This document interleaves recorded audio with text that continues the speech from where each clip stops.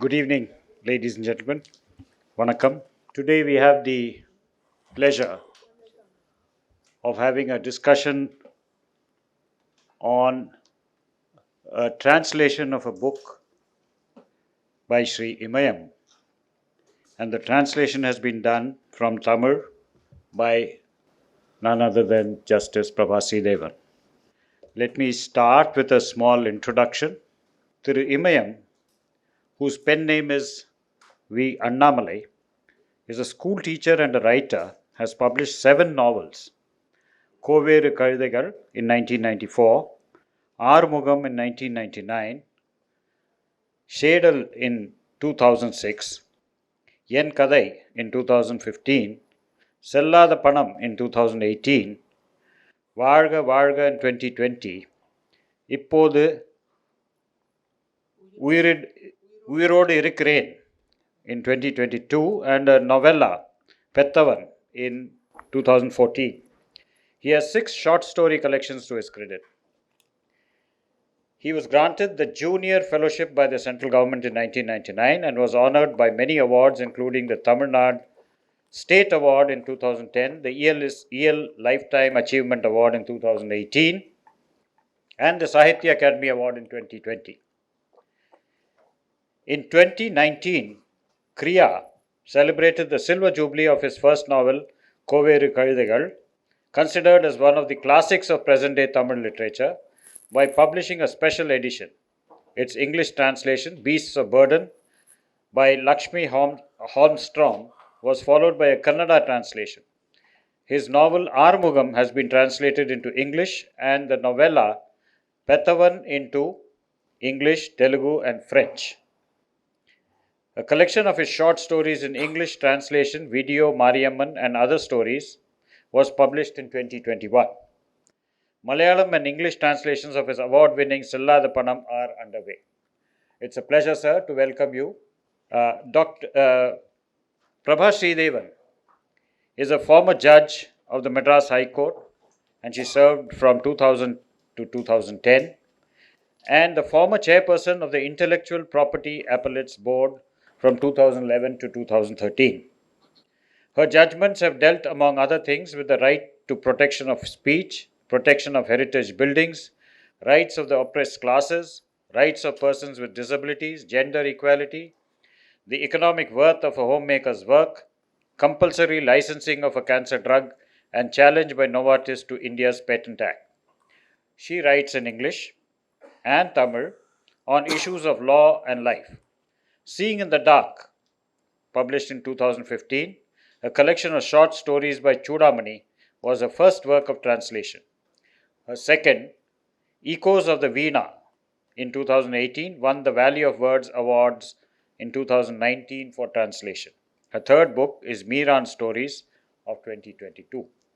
I would request all of you to give a round of applause for our distinguished authors.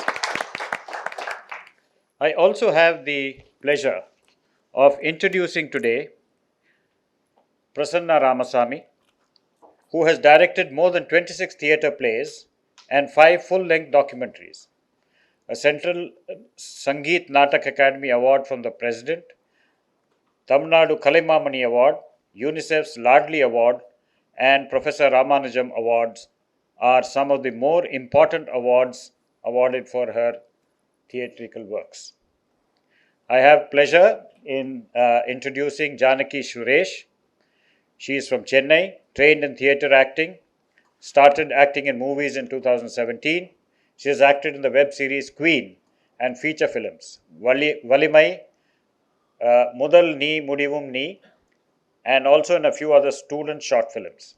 She has been part of a theatre production, Kadai Alla Varkai, an anthology of writer Imayam's stories, directed by Prasanna Ramasamy. Performing on stage is what she loves the most. Welcome. I also have pleasure in introducing Sarvesh Sridhar, one of the leading young theatre actors in Chennai today. Sarvesh Sridhar has acted in over 40 plays with about 250 performances. He has played key title roles in Amadeus, 5 Point Someone, An Idiot for Dinner, Dangal Nama, 12 Angry Men, Sakharam Binder, etc. The Cobbler, which was featured in the 8th Theatre Olympics hosted by India in 2018, was also one of his plays. This Is My Name and Dear Omana, notes on how to be a literary sensation, to name a few other plays in which he has acted. Sarvesh was chosen to attend a 10-day workshop on Shakespearean acting organized by the British Council and conducted by the Globe Theatre. Welcome.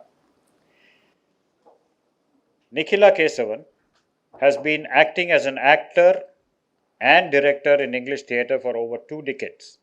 As a director, she is known for her original stage adaptations of Jhumpa Lahiri's A Temporary Matter, Chetan Bhagat's 5-Point Someone, Shandana Minha's Tunnel Vision, and 2 novels of Manu Joseph's Serious Men and Miss Laila, Armed and Dangerous. She adapted 7 stories of R. Chudamani into a play titled Chudamani. Most recently, she adapted and directed Dear Omana, Note on How to Be a Literary Sensation, a play by Krishna Shastri and Devulapalli. 2 of her plays, 5-Point Someone and Laila and Jamal, have been featured at the Hindu Theatre Fest. Before we get into a discussion on the book of Sri Imayam, which is available outside for people who are interested, this book has 10 stories in the collection. It covers different spaces and unravels many layers that Imayam so masterfully and effortlessly weaves into his narratives of social and gender inequalities in the midst of power play. A schoolboy who is a terror for the warden shows inclusiveness far mature for his age. The reality check in which politics is caught when true worker gets lost in the background. The irony of the changing meaning of sex between the wife and her husband as the years go by. A mother's response to the pragmatic solution offered to her when her young son has been killed by his teacher's sexual abuse and she wants justice to be done. The resilience of a woman whose husband becomes a government corpse in these COVID times are just some of the voices we hear through Imayam. Before we have the discussion, as I said, we would have a reading from 2 of the stories from this collection. One is from the Tamil Ayya, which has been translated as Sar in this volume, and the second, Ravaneram, and in English it is Over in a Minute. So without further ado, I invite our distinguished guests to start the reading. Kandasamy knocked on the door the moment he reached home. When the door did not open, he banged without stopping. Coming! Why so late? Kandasamy did not answer. He burnt Kamachi with his gaze and rushed in. Kayalvidi and Velvidi were lying down and watching TV. TV, morning and night TV. I'm going to break that damn TV one day. The 2 children got up. Kamakshi reduced the volume of the TV. He glared at her as he walked swiftly to the next room. On days when he returned late from office and on days when his boss yelled at him, he would come home in a foul mood and shout for 1 or 2 hours. Kamakshi was used to it, so she kept quiet and did not follow him.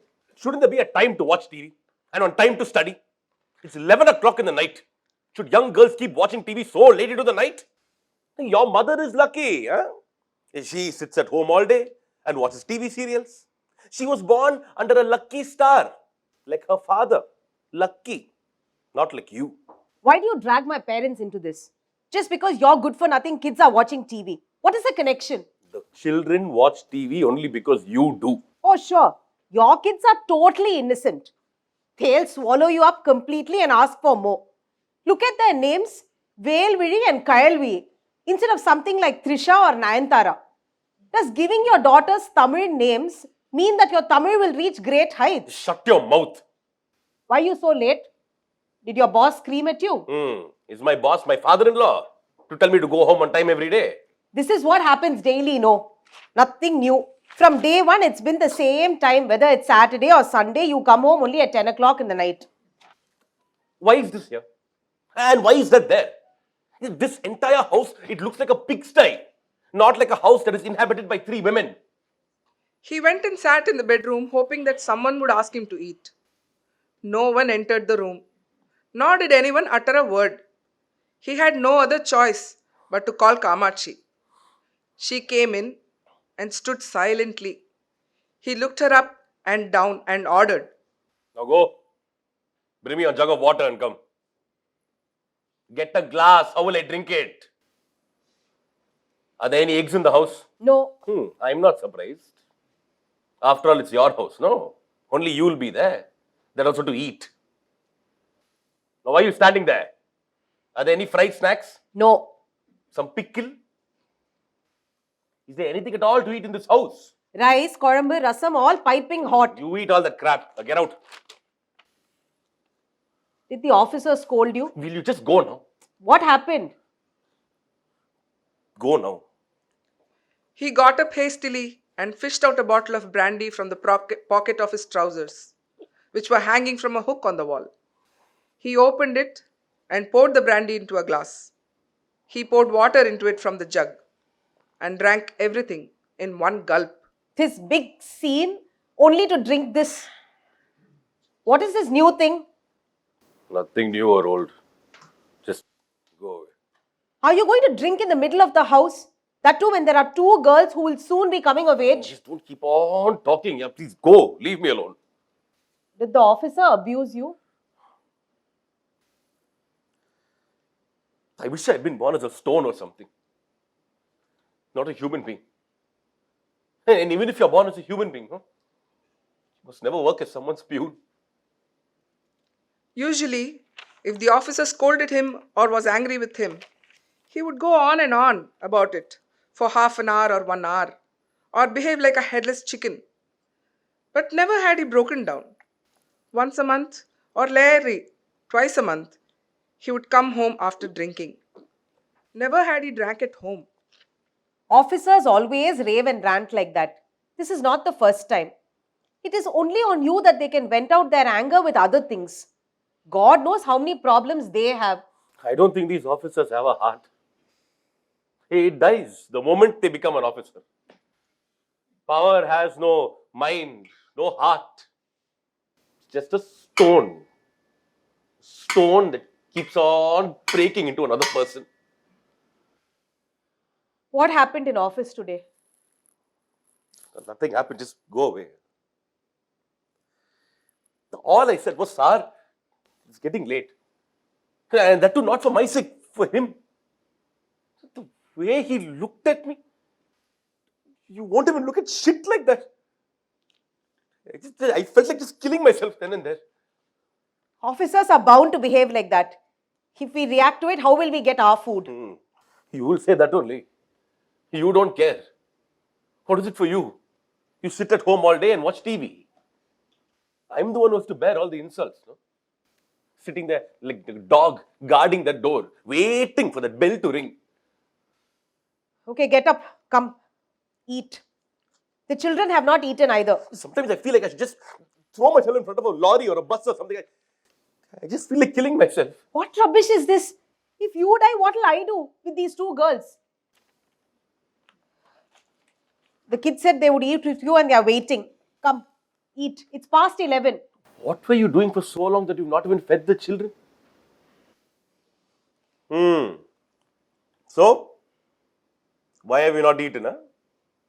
So today is the day you have chosen to show how much you care for your appa. Come, eat fast. Then he called Kamachi and asked her to give them their dinner. You also eat. Eat quickly.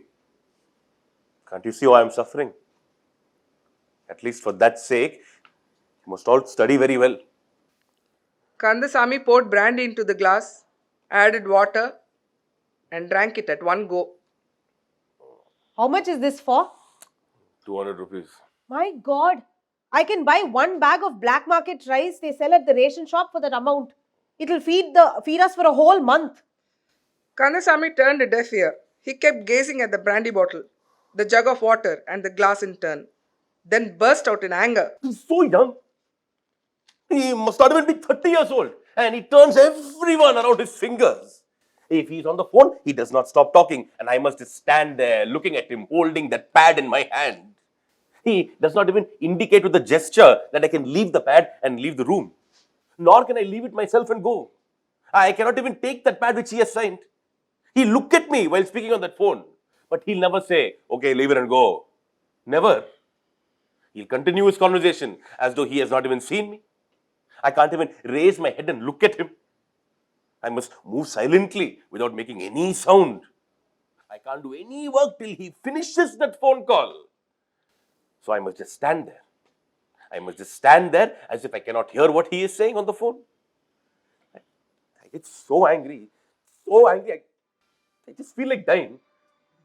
It's only because he's studied so much that he behaves like this. This is how he's bound to be.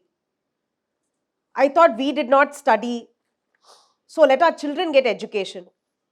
But your children are only fit to eat. So why didn't you earn some big degrees? Did your father stop you? Why do you drag my father into this? Go. Tell him to buy 6 or 7 ships and give me, no? If he gives you 6 or 7 ships, where will you float them? Does the sea belong to your father? You know, you have not been all right for the last 10 days. You drink every day. Today you even brought it home. If I question you, you hit me or kick me. You will ask me if my father bought it. Which father-in-law goes around buying brandy for his son-in-law? If you drink like this, your liver will get damaged, and if you die, I'll be on the streets with these 2 girls. Even then, you're not worried about me dying, no? Maybe your stars are not favorable. You know, it seems someone on the next street is very good at studying horoscopes. Everyone says so. You just shut your mouth for once, huh? Idiot. Everyone says so, it seems. I'm telling, if I go to that man, he will tell me something and then say, I'm telling this for your own good. That will cause one more headache. And believing him, I'll have to give up the job that I have now. And then I'll have to start roaming the streets. Every other person is claiming that they can read the fortune of everyone else in the country. Bloody beggars. Don't talk like an idiot. If everything went according to fortune tellers' predictions, then what would be left to be done? Now, I'm telling her about some wretched officer and she's talking about some horoscope man. There must be people like you in every office, right? Yes. Is your officer the only bad man? Every officer is the same. And every peon does the same thing. They die. And do all the peons grumble like you and drink brandy? It's our mind that kills us. Don't keep torturing yourself. Get up, eat and go to sleep. You know, sleep will heal you. No officer has a sympathetic heart. Some clerk seems to have written something wrong. So what should I do about that? The way that officer yelled at me, he asked me if I even know Tamil. And he flung that pad on my face. I literally died then. Why should I do this job? Every day it keeps on stinging me like one scorpion. You're making a mountain of a molehill. That's how it must be in all offices. You get up. If only if there was no hunger in this world, we would not have to bow down to anyone else's wishes. Sir is busy. Sir has gone on duty. Sir has gone on camp. Sir. I keep saying sir all day long. I don't think I even know any other word now. I must address everyone as sir. She had never heard him speak this way before. She felt it was nothing new. He had been doing this job for 12 years. So why was he feeling so miserable now? But she knew that if she said this, he would shout at her and in his present mood might even beat her. Isn't it getting late? Don't you have office tomorrow? You go stuff yourself with food. Just leave me alone. Stubbornly, he emptied the brandy into the glass, added some water and downed it. Cheh, the stink makes me want to puke. How do you drink this rubbish? You know, everyone who comes to the office thinks that they are coming to meet the collector. They insist on going and seeing him as soon as they arrive. They don't listen if I ask them to wait, if I tell them, let me inform sir. They don't move out of the way if I ask them to.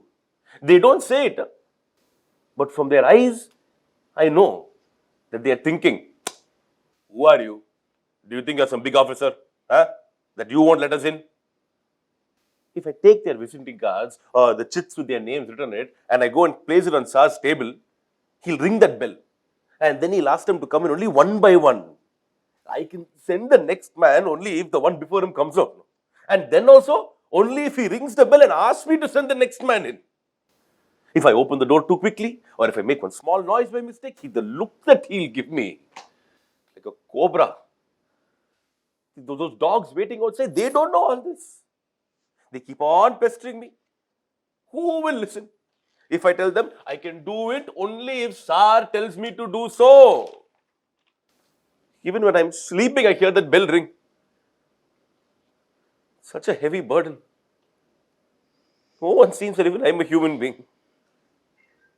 I have neither money nor power. In the past, all that a parent had to do was to feed their child. Now they're asking for lakhs of rupees, even for second standard admission. That's why I hold on to this job.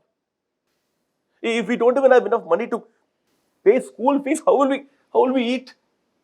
How will we run our lives? When will this officer be transferred? If this Sar goes, one more will come. Or some madam. Do you think anything will change if this officer alone is transferred? Nothing. Is it only the officer I must call Sar or madam? Everyone who comes to see him also is Sar. There is no other word inside me. The story doesn't end here. To read the rest of the story, please do pick up a copy of the book. We now move on to the second story.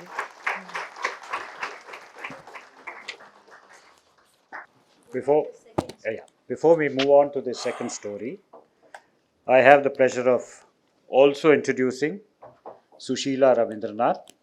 She is a senior journalist with over 30 years' experience. She started her career with Business India magazine in Mumbai, moved to Chennai in the mid-80s. She wrote extensively on South Indian business and businessmen.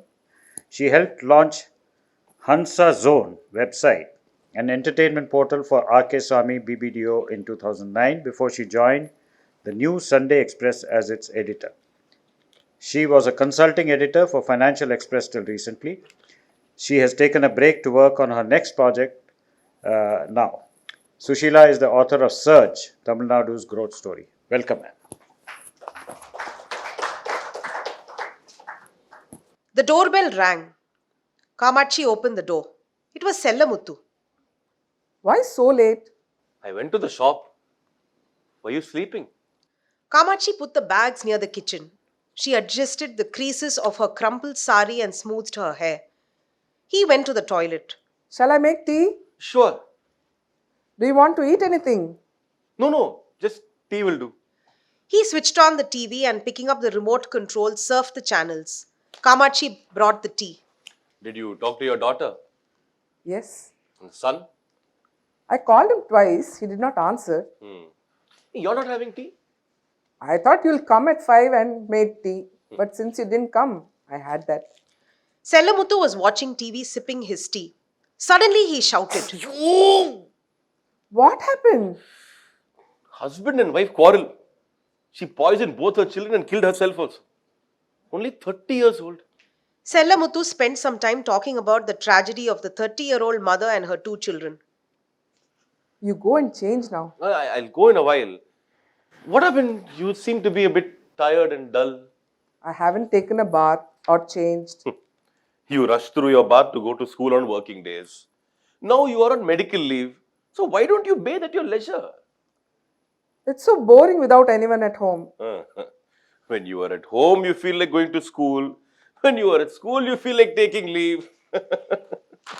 It feels odd to be at home without the children. It does. Now the news was about the police searching for a boy who had thrown acid over a girl because she had not returned his love. The boys like this will be shot in the middle of the street. There was breaking news about a male teacher who had sexually abused a girl of class 6. What kind of people are these? And that to a teacher? She swept the house, drew a column in front of the house and cleaned the kitchen, and went in to bathe. She came out having changed and stood under the fan to dry her hair. I can smell the fragrance of your soap till here. Oh, can you? He looked at her, as if for the first time. You look very different today. What's happened to you? Making comments like I'm different, I'm old, I'm new. Sellamuthu looked at her slowly, from head to foot. Madam, looks like there is some change today. His look had the scent of desire, and Kamachi turned to face him. He was calling her madam after 2 decades, and this surprised her. When they had just got married 21 years ago, he had called her only madam for a whole week. Though she had kind of liked it, she had asked him why he called her that. That's what I feel like calling you. After 1 week, he had stopped calling her that and instead he started addressing her as teacher. Every time he called her teacher, she would ask, Don't I have a name? Of course. It's teacher. 4 months after their marriage, when he knew that she was pregnant, he began to call her Kamachi. Then, when he heard that the second child was on its way, he began to call her Hey! And this had been continuing since then. Don't I have a name? She asked when he first called her Hey! There was no reply. What has happened to sir today? It's indeed nice to call you madam. She looked at him with surprise. Flicking her hair to dry it, she went to the bathroom. She stood before the full-length mirror and applied a red dot on her forehead. Then she tied the ends of her hair in a small knot. You look really nice in this sari and blouse. They suit you. What has happened to this man today? Kamachi wondered as she looked keenly at Sellamuthu.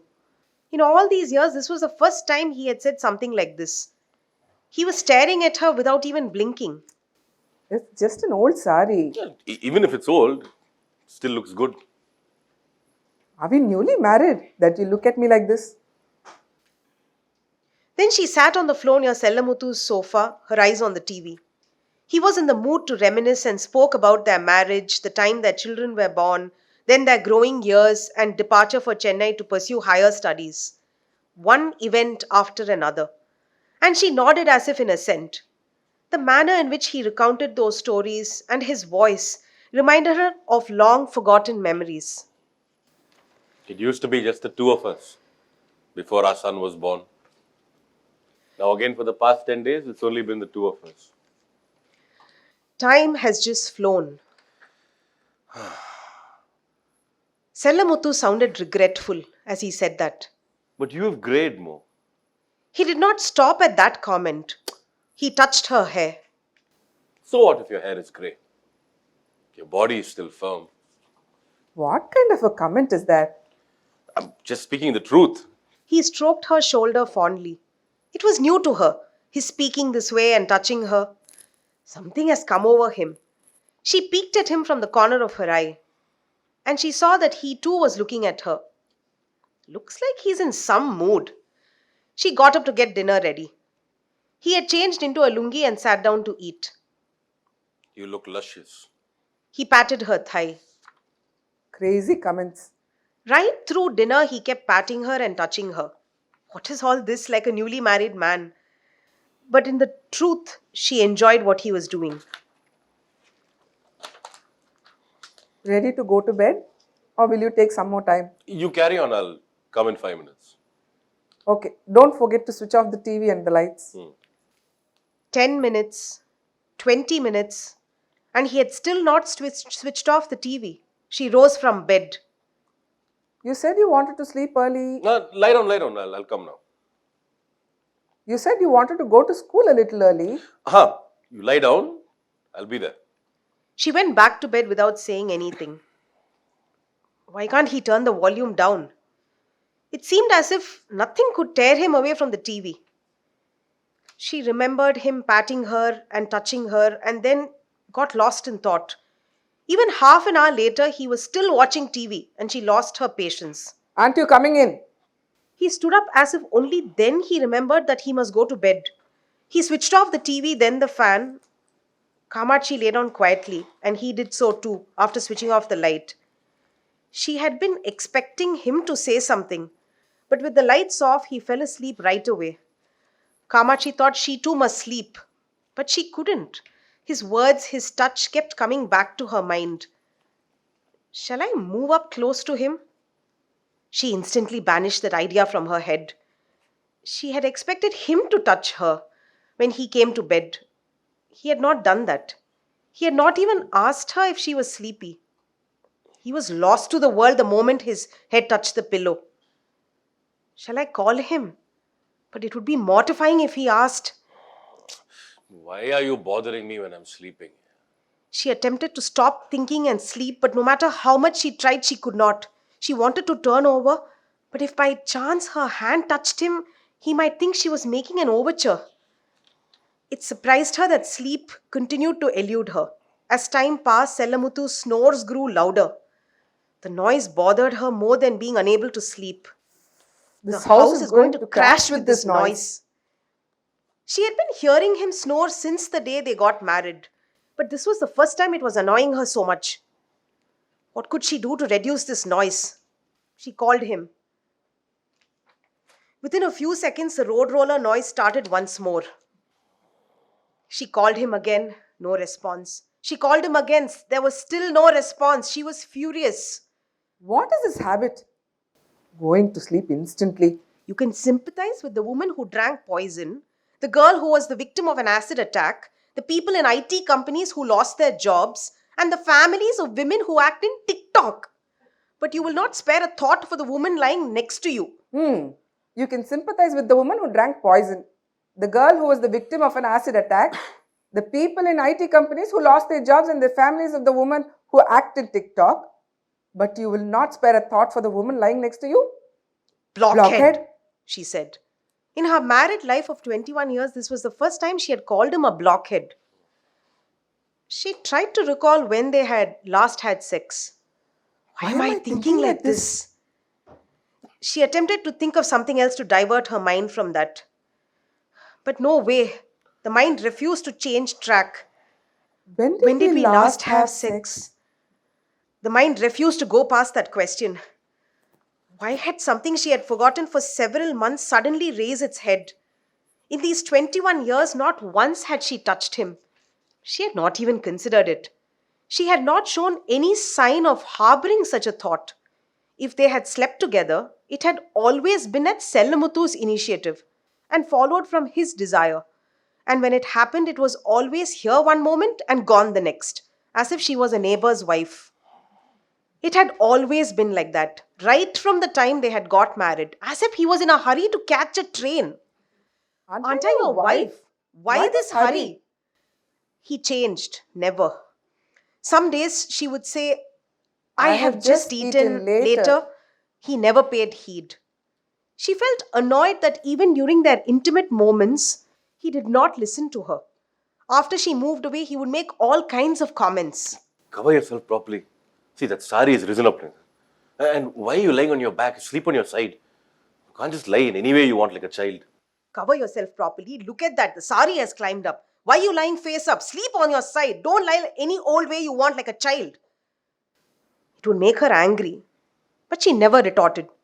She would ignore it, thinking such was his nature. He moved a little and his feet touched hers. She did not move away, thinking he had woken up. The snoring stopped, but only when he moved for a second. The noise started immediately. She wondered what to do with that leg lying on hers. It irritated her, it annoyed her, it angered her. She felt it would be better to drink poison than listen to this din. Sure, it would be better to drink poison than listen to this din. Then she deliberately placed her legs on him. Disgusting! What am I doing? She quickly moved her legs away. She chided herself. Shameless. The sari looks nice. The blouse looks nice. This looks nice. That looks nice. And now look at him snoring. She tried to put up with the noise, but it was unbearable. She went into the hall, switched on the light, then the TV, then the fan. 3 or 4 girls were hugging and kissing a young man who was wearing some perfume. Nonsense. It's just unearthly hour to watch TV. When she heard his voice from the bedroom, her anger knew no limits. She did not answer. Now on TV, two women were fighting with each other for the favors of a man who wore a lungi of a particular brand. She was fed up and turned up the volume. She was upset. Sellamuthu came out. What is this? You're watching TV at 1 o'clock in the night. Don't you want to get some sleep? He went to the toilet. Kamachi sat silently. Come in. He said as he returned from the toilet. Then he went to bed, closing the bedroom door behind him. She was irritated with everything. His getting up, asking her to go in, going to the toilet, and then going back to the bedroom. She made faces at him. Blockhead. She glanced at their wedding photo hanging on the wall and wanted to smash it to 100 pieces. Hell. It is hell. Her mind and body wound themselves tight. What kind of a fellow are you? She felt an uncontrollable rage towards him. She threw the remote control on the floor. She walked into the dark kitchen and stood there. Then she went to the toilet. She looked at the closed bedroom door with resentment. She had this urge to lock it from outside. It seemed to her that she was in a house with which she had no connection, a stranger's house. She called him all kinds of names in a loud voice. Hair gone fully grey. Big paunch, Pitch dark as night. unclipped nails. On top of that, he's a teacher. But he helped her in the kitchen. He did not waste a single rupee. If there was a function related to his side of the family, he never insisted that she should accompany him. It irritated her that she really could not find any fault with him. It is like there is everything on the plate. Rice, korambu, rasam, but no salt. There is much more to this story too. Please do read the rest of it in the book.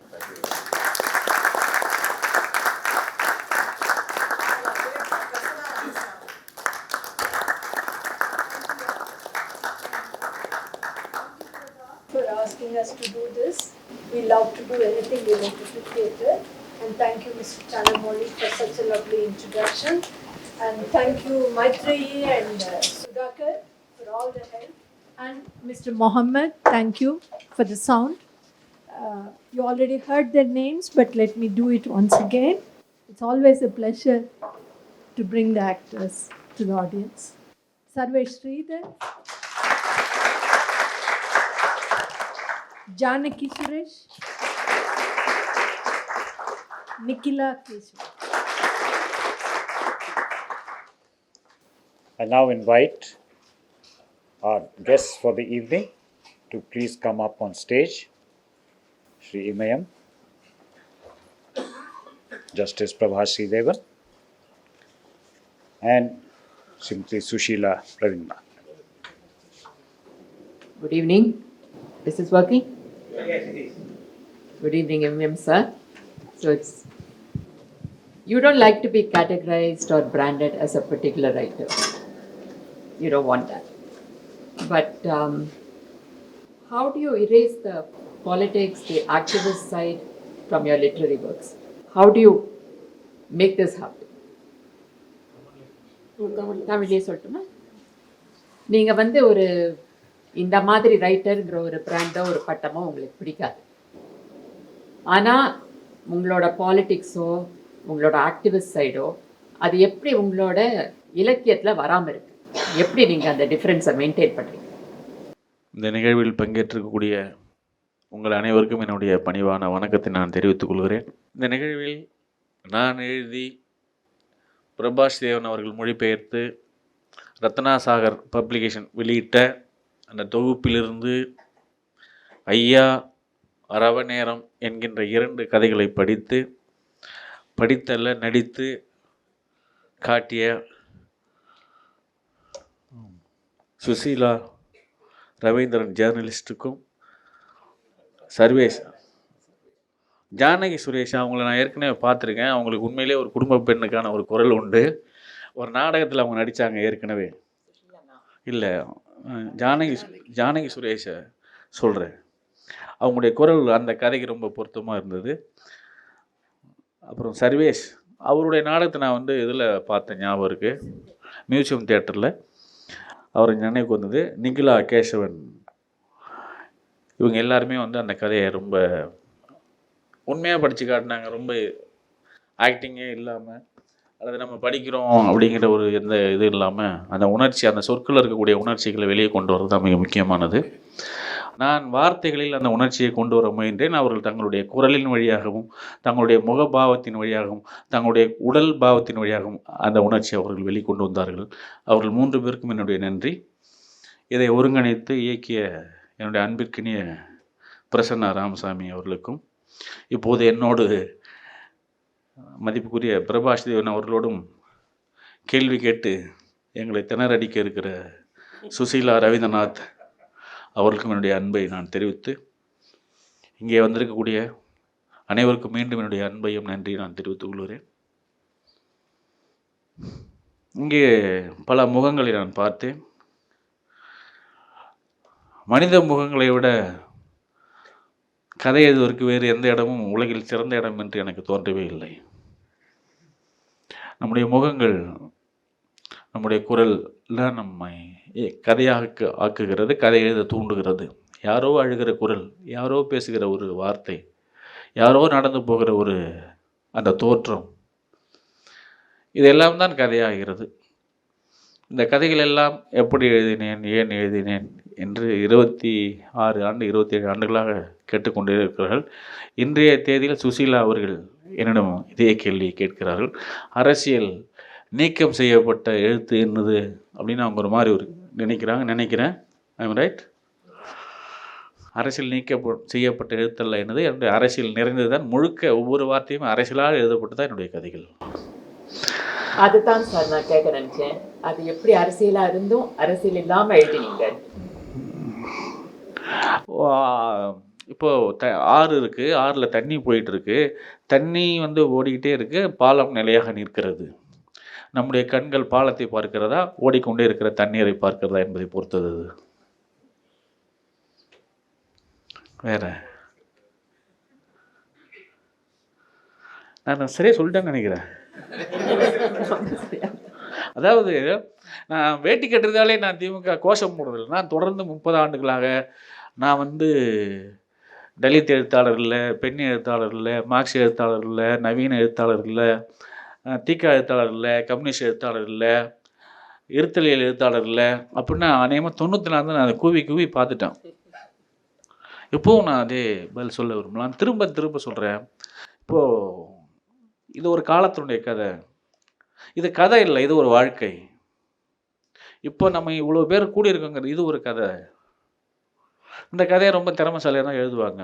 இங்கே 3 பேர் பேசினாங்க. அந்த குரல் இருக்கக்கூடிய ஏற்றத்தை, அவங்களுடைய கண்ணில் இருந்த பாவம், அவங்களுடைய உடல், அவங்க கால் இங்கே நின்று பேசிகிட்டே இருந்தாங்க. அவங்களுடைய கால் ஒரு நூல் கூட அசையாமல் நின்றுட்டே இருந்தது. நான் ஆச்சரியமாக பார்த்துட்டே இருந்தேன். அவங்க கால் எப்போயாவது அசையுமா அப்படின்னு பார்த்தா அசையவே இல்லை. அது ஒரு அதிசயம். ஆனால் அவங்களுடைய குரல் மாறிக்கிட்டே இருக்கு. இதுலேருந்து நம்ம கற்றுக்குவோம். என்ன கதைங்கிறது வந்து எல்லாரும் சொல்கிற மாதிரி வந்து பொழுதுபோக்காக எழுதுறதில்ல. தினமலர் யாரும் வீட்டில் வச்சுக்கிறது இல்லை பத்திரமா. இல்லை தினத்தந்தி யாரும் வீட்டில் வச்சுக்கிறது இல்லை. அதை ஒரு தூக்கி போட்டுருவோம். கடையில் போடுறது எல்லாமே அது கச்சடா, அது இலக்கியம் இல்லை. எப்போதும் யாருடைய வீட்டில் நிலையாக ஒரு புத்தகம் இருக்கிறோ அதே இலக்கியம். அது மாதிரியான இலக்கியத்தை எழுதணும் என்னுடைய நோக்கம். இதில் அரசியல் இருக்கா, அரசியல் இல்லையா, நீங்கள் டிவிடெண்ட் மூமெண்ட் பாலிடிக்ஸை பண்ணுறியா இல்லை வேறு பாலிடிக்ஸ் பண்ணுறீங்களா அப்படிங்கிறது இல்லை. என் கேரக்டருக்கு பாலிடிக்ஸ் தேவைப்பட்டால் அதுக்கு பாலிடிக்ஸ், என் கேரக்டருக்கு பாலிடிக்ஸ் தேவைப்படாதுன்னா பாலிடிக்ஸ் தேவை கிடையாது. வாழ்கன்னு ஒரு நாவல் இருக்குது. நீங்கள் யாருமே நம்ப மாட்டீங்க. ஜெயலலிதா அதில் முக்கியமான கேரக்டரு, கலைஞர் ஒரு கேரக்டரு, எல்லாருமே இருக்காங்க. அதில் நடைமுறை யதார்த்த அரசியல் இருக்குது. முழுக்க அவங்க சொன்ன வாக்கியங்கள் எல்லாமே இருக்குது. அதை நாங்கள் சொல்ல விரும்புகிறோம், பாலிடிக்ஸ் ஆக்க விரும்பல. அரசியல் எனக்கு தெரிஞ்சு தமிழ்நாட்டில் இந்தியாவில் எழுதப்பட்ட முழுக்க ஒரு அரசியல் நாவல். அது நிகழ்கால அரசியல். நிகழ்கால அரசியல்னால் ஒரு 500 ரூபாய்க்காகவும், ஒரு பிரியாணி பொட்டலத்துக்காகவும், ஒரு சேலைக்காகவும், ஒரு குல்லாக்காகவும் காலையில் 8 மணிக்கு அழைச்சிட்டு போகிற ஒரு பொம்பளை வந்து ஒரு தேர்தல் பிரச்சாரம் கூட்டம் 4 மணிக்கு செத்து போகிறாங்க இல்லையா? இந்தியாவில் அப்படி எங்கேயும் நடந்திருக்கா, உலகத்தில் எங்கேயும் நடந்திருக்கா அப்படின்னு நம்ம சந்திச்சதில்லை. டிவியில் காட்டப்பட்டிருக்கு, செய்தித்தாள்களில் வந்திருக்கு. அது நமக்கு எல்லாமே நியூஸு தான். எது இலக்கியமாகிறது, எது தகவலாக மாறுகிறது, எது தகவல், எது இலக்கியம், எது தகவல், எது இலக்கியம், எது வாழ்க்கை, இந்த மூன்றையும் நம்ம எப்படி ஒன்றிணைக்கிறோம்? இப்போது கடந்த தேர்தலின் போது ஜெயலலிதா அவர்கள் பிரச்சாரம் செய்த போது இறந்துட்டாங்க நிறைய பேர், குறையா சொல்ல. நமக்கு அன்றைக்கி ஒரு செய்தியாக தான் இருந்தது. ஆனால் அந்த பெண்கள் என்ன ஆனாங்க? காலையில் அந்த இன்றைக்கி இல்லையா, நாளைக்கு நாங்களும் பண்ணியிருக்கேன், நானும் பண்ணியிருக்கேன், நாளைக்கும் பண்ணுவேன். 500 கொடுப்பேன், வேனில் ஆள் ஏற்றிட்டு போவேன், போய் இறக்குவேன், பிரச்சாரம் பண்ணுவோம், திருப்பி கொண்டு வீட்டில் விட்டுருவோம். இது ஒன்றும் பொய் கிடையாது. தமிழ்நாட்டில் இது ஒரு எல்லா கட்சியிலையும் இருக்கக்கூடிய ஒரு சராசரி ஒரு அன்றாட செயல் தான். கூட்டம் கூட்டுறதுக்கு நடக்கக்கூடிய விஷயம். ஆகவே என்னுடைய எதுக்காக இதெல்லாம் அரசியல் பேசலை, என்னுடைய கதைகளில் எல்லாமே இருக்குது. இப்போ ஐயா பேசுனீங்க இல்லையா அந்த கதையில், இப்போ நிறைய பேர் இங்கே தமிழ்நாட்டில் ஐஏஎஸ்லாம் ரொம்ப நேர்மையானவர், ரொம்ப நேர்மையானு சொல்லிகிட்டே இருக்காங்க. இந்த சகாய ஐஏஎஸ் ஒருத்தர் அப்படி தான் சொல்லிகிட்டே இருந்தாங்க உலகம் முழுக்க. அவர் தான் இந்தியாவிலே உலக ஐஏஎஸ் நேர்மையானவர்னு சொல்லலாம்.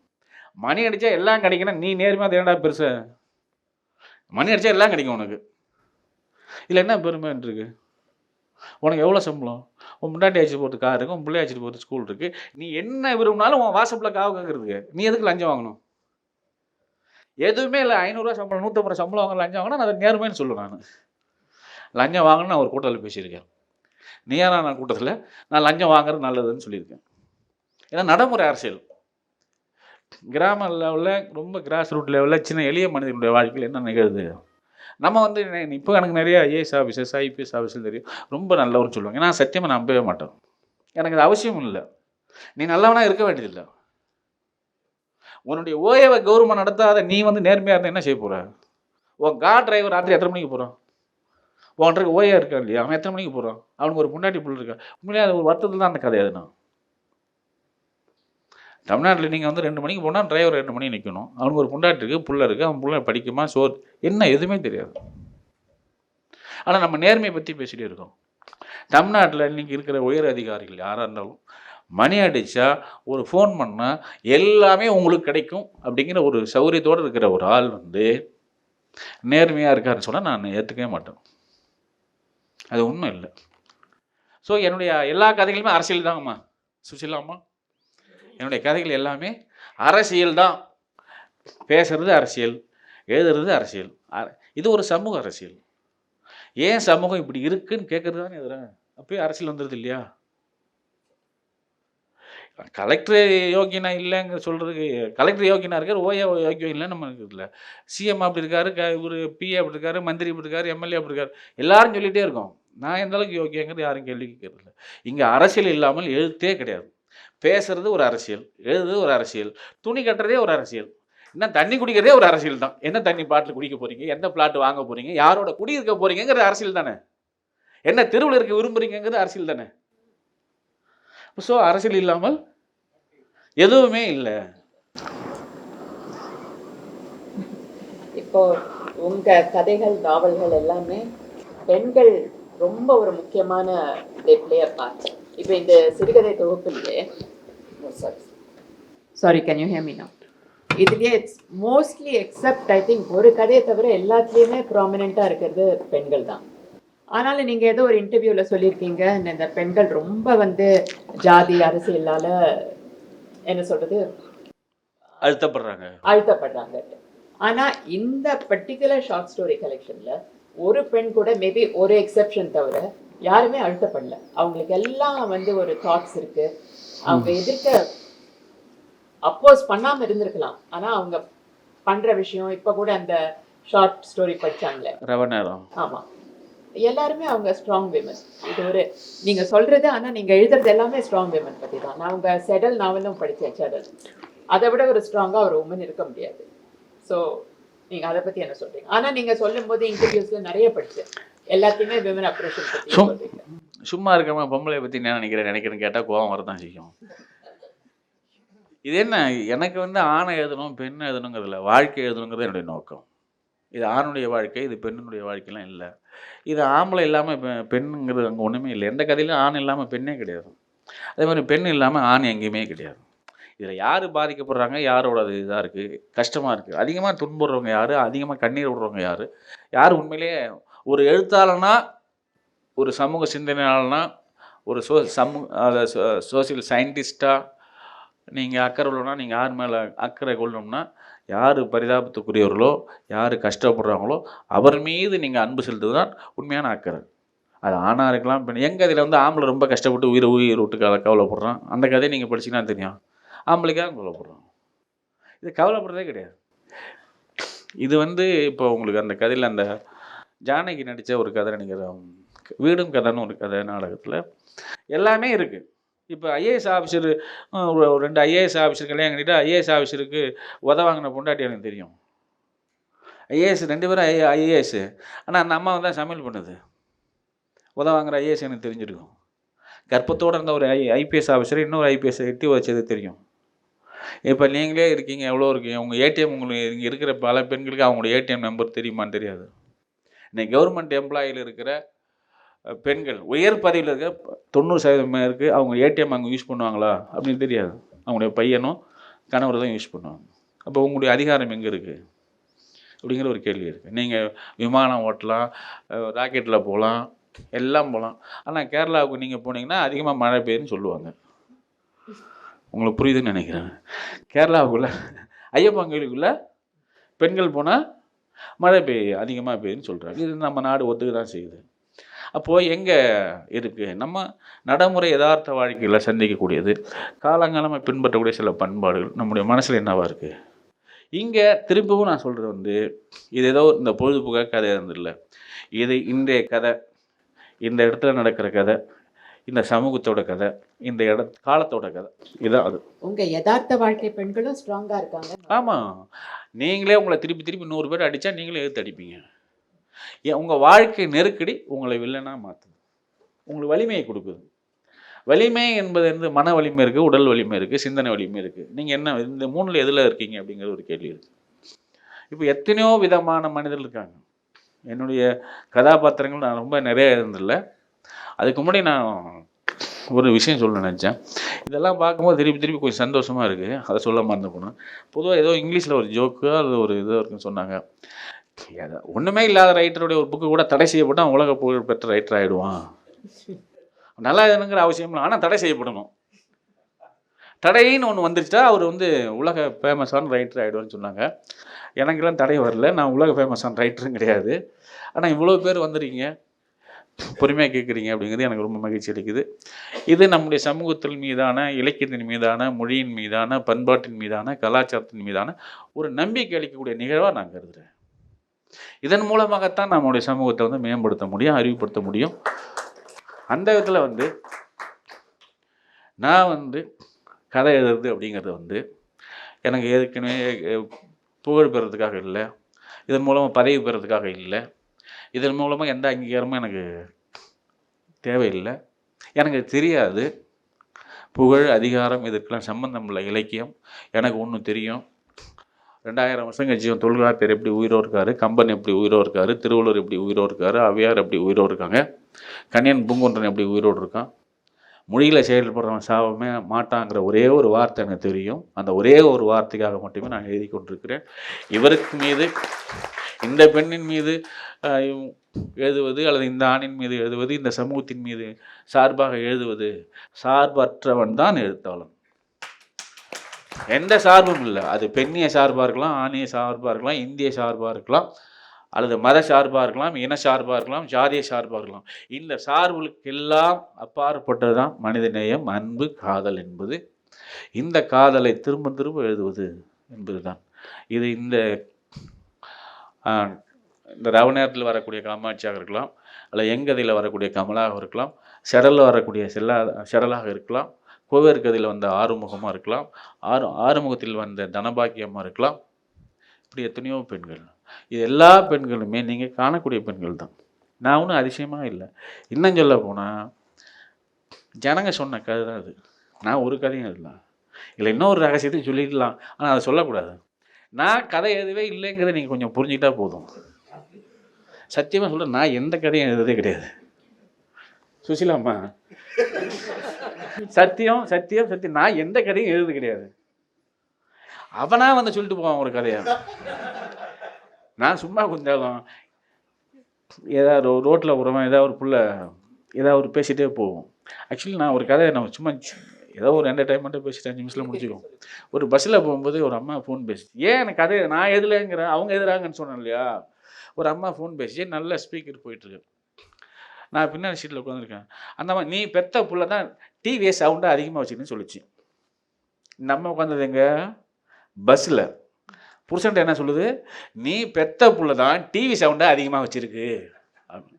அப்போ இவன் ஏதாவது தப்பு பண்ணிட்டு எங்கேயோ மாட்டிட்டு இருக்கான்னு அர்த்தம். கரெக்டா? வீட்டில் இருக்கேன்னு சொல்லி புருஷன் சொல்லிட்டு இருக்கா. ஆனால் இவன் இருக்கிற இடங்குது பஸ்ஸில் ஸ்பீக்கர் ஓடுது. அப்போ அந்த அம்மா கொடுத்த கதை தான் அந்த கதை, காதில் விழுந்த கதை. இப்படி சொல்லிகிட்டே இப்போ நான் கதை எழுதல, ஜனங்க கதை எழுதுறாங்க. எனக்கு இந்த வீடும் கதைங்கிறது ஒரு டீச்சர்ஸ் எனக்கு ஏடிஎம்மே நம்பர் தெரியாது அப்படின்னு ஒரு டீச்சர் சொன்ன கதை தான். அதுதான் நான் தான் எனக்கு அதிசயமாக இருந்தது. இந்த நாட்டில் 30% இடஒதுக்கீடு வந்தாச்சு, 50% இடஒதுக்கீடு வந்தாச்சு, ரயில் ஓட்டியாச்சு, ஆட்டோ ஓட்டியாச்சு, எல்லாம் ஓட்டியாச்சு. இனிமேல் ஓட்டுறதுக்கு எதுவுமே இல்லை. எல்லாம் ஓட்டின பிறகும் ஏடிஎம் எனக்கு தெரியல, பேங்கு போனதில்லைன்னு சொல்கிறாங்க சில பேர். ஒரு 10% விதிவிலக்கு இருக்கலாம். அது ஒரு தான். என் முன்னாடிக்கு ஏடிஎம் தெரியாது, அவளும் பேங்கு போகிறதில்ல, நானும் போகிறதில்ல. எதுக்காக சொன்னால் நம்ம ஒரு சமூகத்தில் இருக்கோம், அங்கே வேற ஒரு சமூகம் இருக்குது, அங்கே வேற ஒரு சமூகம் இருக்குது. இப்படி யாரோ சொன்ன கதைகள். அதான் நான் சொன்னேன், சமூகம் சொன்ன கதைகள். நான் சொன்னேன் a story written by the society not by me அப்படின்னு நான் ஒரு வார்த்தை திருப்பி திருப்பி சொல்லிக்கிட்டே இருக்கேன்.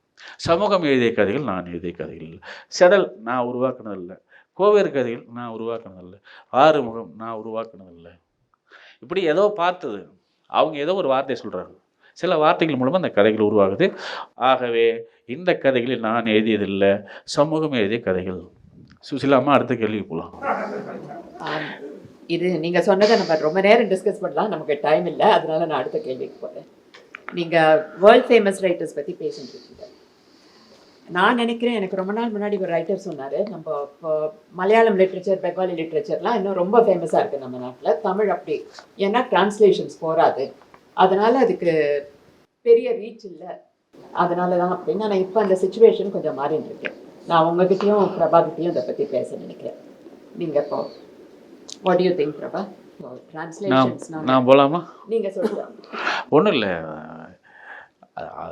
மொழிபெயர்ப்பு மூலமாக தான் ஒரு ரைட்டர் நிற்பார்னா நான் அப்படிலாம் நம்பலாம். ஒரு இப்போ அது ஒரு இன்னொரு வாசல். இப்போ இந்த பார்த்தீங்கன்னா 1 2 3 4 5 வாசல் இருக்குது. நீங்கள் 5 வாசல் வரையாக இந்த வீட்டுக்குள்ளே வரலாம். ஸோ உலக இலக்கியம் நமக்கு இப்போ நான் சார்த்தரை நான் படிச்சிருக்கேன். ரஷ்யன் லிட்ரேச்சர் ஒரு காலத்தில் ரொம்ப விரும்பி படித்தேன். இன்றைக்கி நான் படிக்கிறதே இல்லை. ரஷ்யன் லிட்ரேச்சர் நான் படிக்கிறதே விட்டுட்டேன். ஆனால் 80 காலங்களில் 70 காலங்களில் ரஷ்யன் லிட்ரேச்சர் மட்டும்தான் படிக்க முடிஞ்சது. அதுதான் உலக இலக்கியம்னு சொன்னாங்க. அதுக்கடுத்து அமெரிக்கன் லிட்ரேச்சர் போனோம், ஃப்ரான்ஸ் லிட்ரேச்சர் போனோம், அப்புறம் ஆப்பிரிக்கன் லிட்ரேச்சர் போனோம். இப்போ நம்ம தமிழ்நாட்டில் வச்சிங்களேன், பழங்கால இலக்கியம், அந்த இலக்கியம், இந்த இலக்கியம் விளிம்பு நிலை இலக்கியம்னாங்க, தலித் இலக்கியம்னாங்க, பெண் இலக்கியம்னாங்க.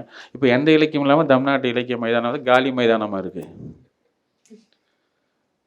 ஸோ மொழிபெயர்ப்பு மூலமாக மட்டுமே இந்த புகழ் அப்படிங்கிறது ஒன்றுமே இல்லை. இலக்கியங்கிறது புகழ் சம்மந்தப்பட்டது இல்லை.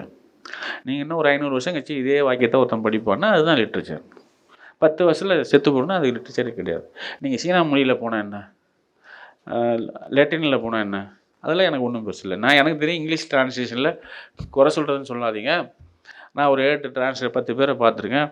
நான் மாட்டு கொட்டாயின்னு போட்டால் ஒரு அம்மா கார் ஷெட்டுன்னு போட்டுச்சு. கார் ஷெட்டு மாட்டுக்கொட்டாய், நம்ம ஊரில் மாட்டுக்கொட்டா, அவங்களுக்கு மாட்டுக்கொட்டாவே தெரில, கார் ஷெட்டுன்னு போடுறாங்க. இப்போ இந்த மொழிபெயர்ப்பு போகணுமாங்கிற ஒரு கேள்வி இருக்குது. அதுக்காக போகவே கூடாதுன்னு சொல்ல மாட்டோம். கொஞ்சம் கடுமையாக 2 பேருக்கு இருக்குது. என்னை விட பிரபாஷ் தேவன் அம்மாவுக்கு கடுமையான வேலை இருக்கணும். என்னை விட அவங்களுக்கு மொழி அதிகமாக தெரிஞ்சிருக்கணும். இலக்கியம் சம்மந்தமான காதல் அதிகமாக இருக்கணும், ஆர்வம் அதிகமாக இருக்கணும், மொழி சம்மந்தமாக இருக்கணும். இப்படி ஒரு திறமையான மொழிபெயர்ப்பால் கொண்டு போகிற இலக்கியம் தான் நல்லதாக இருக்கும். இல்லை அதோட அந்த லாங்குவேஜுக்கு இழிவு இல்லையா? தரமற்ற ஒரு மொழிபெயர்ப்பு நீங்கள் கொண்டு போனீங்க, அந்த லாங்குவேஜுக்கு இழிவு. ஸோ ரொம்ப திறம்பட மொழிபெயர்க்கப்படுகிற மொழிபெயர்ப்புகள் போகணும், அதில் ஒன்றும் தவறு கிடையாது. உலக நாடுகள் நம்ம தெரிஞ்சுக்கிறதுக்கு அது ஒரு பெரிய வாசல். நம்ம சீனா கவிதைகள் இப்போ கூட ஒருத்தர் யார் பயணின்னு ஒரு மொழிபெயர்ப்பு நான் படித்தேன். நிறைய மொழிபெயர்ப்பு நான் இங்கிலீஷ் நேரடியாக படிக்கிறது கிடையாது. நான் படித்த எல்லாமே வந்து தமிழில் மொழிபெயர்ப்புகள் வழியாகத்தான் படிச்சிருக்கேன். எல்லா உயர்ந்த இலக்கியம் சொல்லப்படக்கூடிய எல்லா மொழிபெயர்ப்புகளையும் நான் தொடர்ந்து மொழிபெயர்ப்புகளை தான் படித்தேன். இன்னும் சொல்ல போனால் மீள முடியுமாங்கிற சார்த்தருடைய நாவலை நான் வந்து ஒரு டீ கடையில் வாங்கி படித்தேன். ரொம்ப நல்ல மொழிபெயர்ப்பு.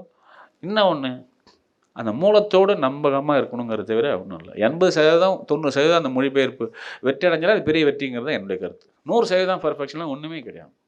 அப்படி ஒரு மொழிபெயர்ப்பு இருக்க முடியாது.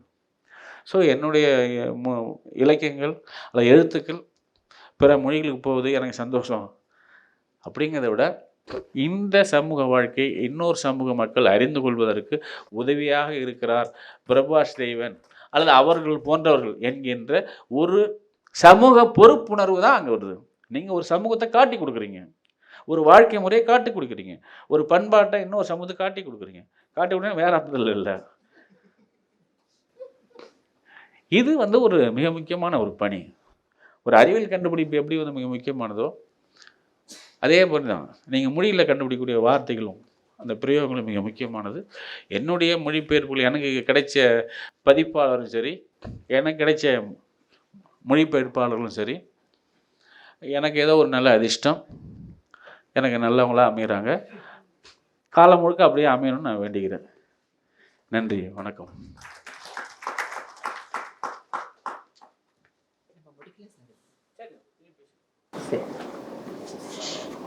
Prabha, may I request you, whatever sir says, how did you decide to? You wanted to do it. Yeah. Yes. Thank you all. I won't repeat the warm greetings that Mr. Remayam stretched out to all of you. நான் English and தமிழுமா பேசுகிறேன். நான் அவரோட writings படிச்சிருக்கேன், but I never dreamt that I would translate. First of all நான் ட்ரான்ஸ்லேஷனுக்கு வந்ததே it was just by accident. It was after my retirement, just by chance. And it is entirely due to Prasanna that we got introduced in the Tamil Nadu Puttaka Kankachi stall. அப்போ அவரும் பிரசன்னானால என்னை நம்பினார், நானும் அவரை நம்பினேன். இந்த collaboration நடந்தது. அவரை பற்றி தெரியாது, but I've been really enriched by this translation. ஏன்னாக்கா அவர் இன்னொரு நாட்டுக்கு நம்மளுடைய கலாச்சாரம், நம்ம வாழ்க்கை முறை, நம்ம அதை போகோன்னு he is saying. But even நம்ம கண்ட்ரி, நம்ம சொசைட்டியில் all of us live in small groups. நமக்கு இன்னும் ஒரு குரூப்பில் இருக்கிறத பற்றி தெரியக்கூட தெரியாது. கிராமத்தில் இருக்கிறவங்களோட வாழ்க்கை, அவங்களோட இடர்பாடு என்னன்னு நமக்கு தெரியாது. அவர் சொல்கிற மாதிரி நான் கம்ஃபர்டபுளாக நான் உட்காந்துருக்கேன் சிட்டியில். பட் ட்ரான்ஸ்லேஷன் பண்ணும்போது எனக்கு ஒவ்வொரு 5 கதவு நிறைய இந்த மாதிரி 100 கதவு எனக்கு திறக்கிறது. அது நான் ரொம்ப ரொம்ப நான் பண்ண ஒரு பெரிய எனக்கு கிடைத்த பேருன்னு நான் நினைக்கிறேன். அண்டு ட்ரான்ஸ்லேஷனால் புகழா அதுக்கெல்லாம் நான் போகல. பட் வந்து எனக்கு it's an extraordinary writing. And நம்ம ஜென்ரலாக நம்ம வந்து வெஸ்டர்ன் ரைட்டிங்கை பற்றி மட்டும் நம்ம பேசுகிறோம். And I think that's an injustice. அப்படியே இந்தியன் ரைட்டிங்கை பற்றி பேசினாலும் ரொம்ப ஸ்லோவாக தான் தமிழ் ரைட்டிங்க்கு வந்திருக்கு. அதனால் தமிழ் டிரான்ஸ்லேட்டர்ஸ் நிறைய டு இங்கிலீஷ் செய்யணும்னு நினைக்கிறேன். பட் அவர் சொன்ன மாதிரி ரொம்ப பொறுப்பாக செய்யணும். Because it's a very sacred responsibility. ஒரு எழுத்தை நம்ம இன்னொரு மீடியம்க்கு கொண்டு போகிறோம், ஒரு மொழியிலேருந்து இன்னொரு மொழிக்கு. அதை வந்து ஏனோ தானோன்னு செய்யக்கூடாது. We have to do it very carefully. And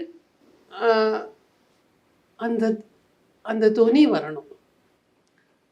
அவர் எழுதின அந்த குரல் வருது. 100% வர முடியாது. அவர் சொல்கிற மாதிரி ட்ரான்ஸ்லேஷன் எப்போதுமே it falls a little short. That's unavoidable. Because அது அந்த மண்ணுக்கு நேச்சரில் அவரோட அந்த மொழியில் எழுதுகிறார். இங்கிலீஷில் நான் எழுதும்போது இங்கிலீஷ் என்ன இருந்தாலும் அந்நிய மொழி தான். ஸோ அது கொஞ்சம் மாறும். ஆனால் அவர் அந்த குரல் கேட்கணும். யார் பேசுகிறாங்க அதே இங்கிலீஷை நான் கொண்டு வரணும். நான் பாட்டு யாரோ ஒரு ஒன்றுமே தெரியாத ஒரு ஒரு ஒரு பையனோ குழந்தையோ பேசுகிறச்சே நான் தாட் போட்டுன்னு ஒரு இங்கிலீஷ் போட்டேன்னாக்கா அது நேச்சுரலாக இருக்காது. ஸோ அதை யோசிக்கணும். இறைஞ்சி படித்து பார்ப்பேன் அதே குரல் மாதிரி வருதான்னு. சிரமப்பட்டு தான் எழுதணும். ஒவ்வொரு நாளும் அவருக்கு நியாயமாக நடந்துக்கிறோமா, அவரோட எழுத்தை நியாயமாக கொண்டு வரோமான்னு யோசிச்சு தான் ஐ டிரான்ஸ்லேட்.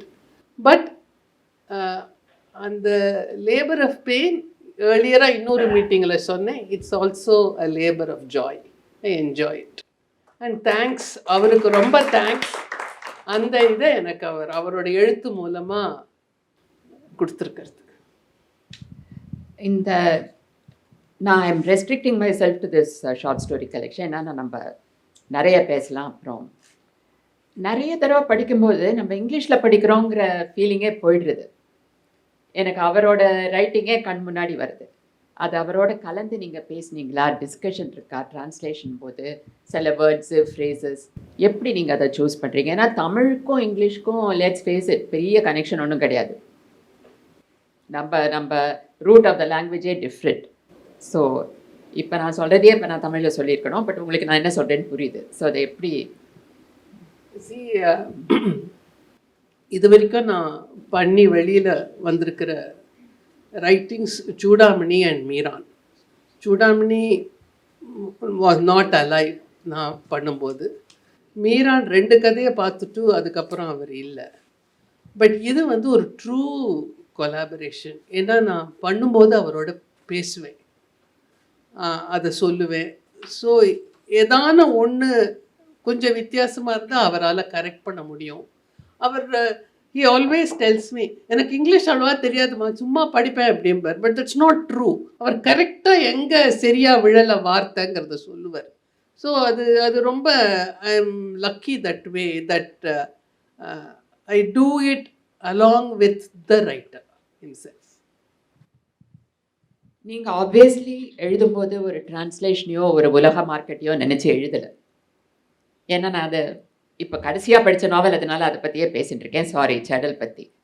அந்த தமிழ் கம்ப்ளீட்லி டைலெக்ட். எனக்கு நல்லா தமிழ் படிக்க தெரியும், நல்லா தெரியும். ஆனாலும் ஒவ்வொரு சாப்டரும் எனக்கு ஒரு 2-3 நாள் ஆச்சு. ஏன்னா எனக்கு ஒரு வார்த்தையை கூட விட பிடிக்கல. அந்த தமிழுக்கும் எனக்கும் சம்மந்தமே இல்லை. நீங்கள் இந்த மாதிரி எழுதும்போது என்ன நினைக்கிறீங்க? இதுக்கு ஒரு பெரிய மார்க்கெட் வருமா, இல்லை அதை சொல்லணுங்கிற ஒரு இதனால சொல்கிறீங்களா? ஏன்னா அந்த செடல் மாதிரி ஒரு கேரக்டர், அது என்ன சொல்கிறது, அகெயின் எனக்கு தமிழில் கரெக்ட் ஃப்ரேஸ் தெரியல, அது கட்ரெஞ்சிங். அந்த பொண்ணு அவளோட அனுபவங்கள் அது கடைசியில், ஆனால் ஒரு ஜென்டல் டச்சோட முடிக்கிறீங்க. எனக்கு நான் நினச்சிட்டே இருந்தேன், ஐயோ செடலுக்கு ஏதாவது ஆகிட போதோன்ட்டு. அதனால் அதை படித்து முடித்த உடனே எனக்கு ஒரு ஸ்மைல் இருந்தது ஃபேஸில். ஸோ இந்த மாதிரி, ஆனால் நீங்கள் காம்ப்ரமைஸே பண்ணல. அவங்க பேசுகிறது, அவங்க லாங்குவேஜ், அவங்க இது, அது மாதிரி எப்படி நீங்கள் அது எப்படி எல்லாருக்கும் போய் சேரும்னு நினைக்கிறீங்க? லிட்ரேச்சருங்கிறது வந்து அடிப்படையிலே மார்க்கெட்டு சம்மந்தப்பட்டது இல்லை. இது விற்கும் விற்காது, வாங்கணும் வாங்கக்கூடாது, இது மொழி சம்மந்தப்பட்டது. இப்போது ஒரு 500 நீங்கள் வந்து உங்கள் தாத்தா கிட்ட என்ன வாங்கினீங்கன்னா உங்களுடைய பூர்வீக சொத்து இல்லை, அவங்க கொடுத்த சில வார்த்தைகள். இந்த சமூகம் வந்து வார்த்தைகளால் கட்டமைக்கப்பட்டிருக்கு. இந்த உலகமே வார்த்தைகளால் கட்டமைக்கப்பட்டிருக்கு. வார்த்தைகளுக்குள்ளே தான் இருக்குது நீங்கள் சொல்கிற பண்பாடு, கலாச்சாரம், நாகரிகம், அறிவு. உங்கள் வாழ்க்கைங்கிறது லாங்குவேஜ், நான் உருவாக்குறது லாங்குவேஜ். இது மார்க்கெட் சம்மந்தப்பட்டல. இப்போ நான் வந்து வியாபாரி இல்லை. இன்றைக்கி இப்போ கரும்பு சீசனில் கரும்பு விற்பான், அப்புறம் அடுத்த சீசன் வெள்ளரிக்காய் விற்பான் இல்லை. இப்போ இளநீ சீசனில் இளநீ விற்பான், மழை சீசனில் விற்க மாட்டான். இப்போ நான் அந்த கம்பெனி ஆள் இல்லை. நீங்கள் படிக்கிறீங்களா படிக்கலையா அதை பற்றி எனக்கு கவலையே கிடையாது. என்னுடைய மொழியில் இப்படி ஒரு வாழ்க்கை இருக்குது. இந்த வாழ்க்கையை எனக்கு தெரிஞ்ச ஒரு மொழியில் நான் சேமித்து வைக்கிறேன். நீங்கள் பயன்படுத்துங்க, பயன்படுத்தாமல் போங்க, அது உங்கள் விருப்பம். யார் வாங்குறாங்க யார் வாங்கலாம் அதை பற்றிலாம் கவலைப்படுறதே கிடையாது. விற்கணுங்கிறதே கிடையாது. லிட்ரேச்சரில் விற்கணுங்கிறது கிடையாது. நீங்கள் ஒரு நல்ல வார்த்தை, நீங்கள் என்னை தேடினீர்கள், நான் உங்களை கண்டடைந்தேன். இதுதான் பதில். நீங்கள் என்னை தேடினீர்கள், நான் உன்னை கண்டடைந்தேன். ஆனாலும் இப்போ ஒரு ரைட்டருக்கு அவார்ட்ஸ் எல்லாம் ரொம்ப முக்கியம் இல்லையா? ஒரு கட்டாயமா. ரெகக்னேஷன் வரதுக்கு. ஆமாம். ஸோ அதை பற்றி என்ன நினைக்கிறீங்க? உங்களுக்கு சாகித்ய அகாடமி எல்லாருக்குமே தெரியும், கொஞ்சம் லேட்டாக தான் வந்தது. ஆமாம் ஆமாம். முன்னாடியே வந்திருக்கலாம். ஸோ இதை ஹவு டு யூ, நீங்கள் இதை பற்றி அவார்ட்ஸை பற்றி என்ன நினைக்கிறீங்க? அம்மா முதல்ல ஆரம்பிச்ச அதே பதில் தான் திருப்பி அரசியல் தான். 94 எனக்கு கோவிலுக்கு அதுலேயே நாவல் தரணுங்கிறதான் இத்தனை ஆண்டுகளாக நடக்குது. இத்தனை ஆண்டுகளாக தரல, அது ஒரு அரசியல். நான் அதை பற்றிலாம் அரசியல் பேசுவேன், ஆனால் அரசியல் செய்கிறது கிடையாது. இலக்கிய அரசியல் செய்கிறது கிடையாது. ஏன் தந்தாங்க, ஏன் தரல, அதை பற்றிலாம் நம்ம கவலைப்படுறதே கிடையாது. யார் அந்த நேரத்துக்கு ஒரு சந்தோஷமாக இருக்குது, நான் வந்து லாங்குவேஜில் இயங்குகிறேன், லாங்குவேஜை வந்து புதுப்பிக்கிறேன், லாங்குவேஜுக்கு ஏதோ ஒரு விதத்தில் ஒரு சின்ன பங்களிப்பு செய்கிறேங்கிற ஒரு திருப்தி எனக்கு இருக்குது. இந்த லாங்குவேஜ் தான் எதிர்காலத்தை இந்த தமிழ் சமூகமாக இருக்க போகுதுங்கிற நம்பிக்கை எனக்கு இருக்குது. புரியுதுங்களா? இந்த எதிர்காலத்துக்கு நீங்கள் கொடுக்க போகிறது, நீங்கள் வச்சுருக்க எல்ஐசி பத்திரமோ, நீங்கள் வச்சுருக்க 4 ஃப்ளாட்டோ, இல்லை பேங்க் டெபாசிட்டோ கிடையாது. சில நம்ம பழைய சமூகம் வச்சுருந்த ஒழுக்க அற மதிப்பீடுகள் தான் நீங்கள் கொண்டு போகிறீங்க. எதன் வழியாக கொண்டு போவீங்கன்னா, அந்த ஒழுக்க அற மதிப்பீடுகளை உங்களுடைய லாங்குவேஜ் வழியாக தான் உங்களுடைய தலைமுறைக்கு கொடுக்க போகிறீங்க. அந்த வேலையை நான் செய்கிறேன். நீங்கள் மதித்து இப்போ இவ்வளோ பேர் வந்துருக்கீங்க, இதை விட பெரிய கௌரவம் என்ன வேண்டியிருக்கு? இதை இந்த வாழ்க்கையில் இந்த நேரத்தை திருப்பி தர முடியுமா? எத்தனை கோடி வேணாலும் கொடுங்க, 6 மணிலேருந்து மணி 7, இந்த 1.5 மணி நேரத்தை இந்த 100 பேருக்கு திருப்பி தர முடியுமா? இதுதான் வெகுமதி. நான் ஒரு மீட்டிங்கில் எங்கேயே சொன்னேன், காலம் தந்த வெகுமதி தான் வேணும். பரிசு கொடுத்தாங்க, அன்னைக்கு கொஞ்சம் சந்தோஷமாக இருந்தது, டிவிக்காரெலாம் வந்து பேட்டி எடுத்தான். அடுத்த நாள் வந்து அதே அடுத்த பிரேக்கிங் நியூஸ் வேறு நியூஸ் போட்டான். மொதல் நியூஸு இமயம் சாகித்ய அகாடமின்னு ஒரு நியூஸ் ஓடுது, அடுத்த நியூஸில் வேறு பிரேக்கிங் நியூஸ் போகுது. ஸோ இதுக்கும் அதுக்குமான வித்தியாசம் தெரியாத ஒரு சமூக வாழ்க்கையில் நம்ம இருக்கிறோம்.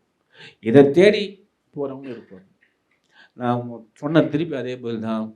ஒரு பாலம் இருக்குது, பாலம் நிலையாக இருக்குது, பாலத்துக்குள்ளே தண்ணி ஓடிக்கிட்டே இருக்குது. நம்ம வந்து பாலத்தை பார்க்குறோமா, ஓடிக்கிட்டு இருக்க தண்ணியை பார்க்குறோமா? நம்முடைய மனசு எதோடு இணையுதுங்கிறது இதுதான். அதே மாதிரி நீங்கள் என்ன தேடிக்கிட்டு இருக்கீங்க, ஆனால் நீங்கள் என்ன கண்டுபிடிக்கல, நான் உங்களை கண்டுபிடிக்கிறேன்.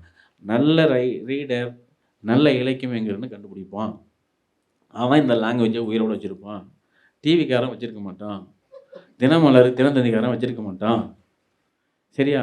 தினக்காரங்காரன் வச்சுருக்க மாட்டான், சாவடிப்பானுங்க. நாங்கள் அதுக்கு அப்பப்போ ஏதோ வந்து தண்ணி ஊற்றி உயிரோடு வச்சுட்ருக்கோம். இந்த உயிர் தண்ணி ஊற்றுறோம் இல்லையா, இதுதான் லாங்குவேஜ்.